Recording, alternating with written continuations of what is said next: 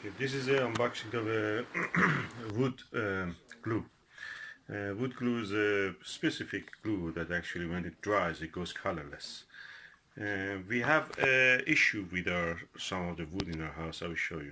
Okay, this is the door, and as you can see, the part of the wood which is attached to the hinge is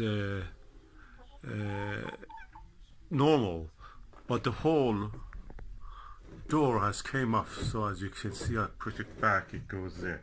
So what I'm going to do, I just apply the glue here and then lift it slightly by putting some screwdrivers and other things down there, so it will actually go,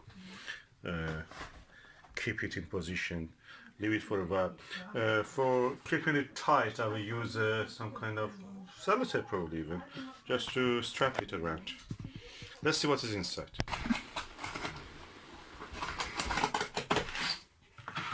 Okay, we have some wood and some notes.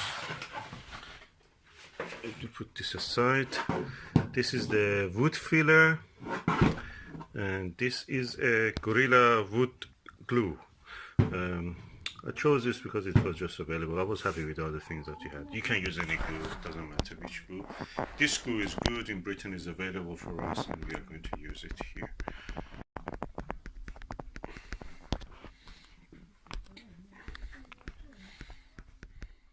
So I use the sellotape for attaching this. That means like this. I can remove the sellotape now. It has been done.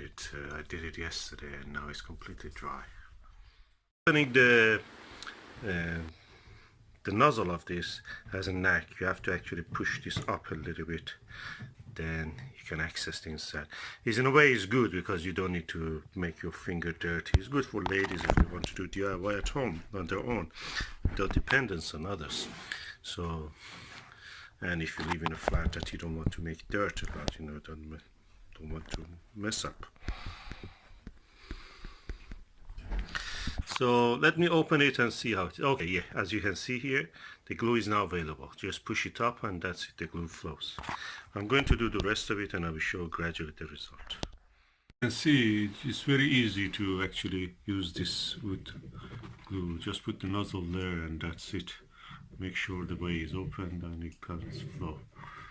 And I will continue this way for all of that. Okay, I'll apply the glue, as you can see, and to raise the door I put this tools here, so practically it will push the door up. But for keeping this tight I could use a clamp. I don't have it here, it's an allotment, so what I will do, I just use a sellotape here.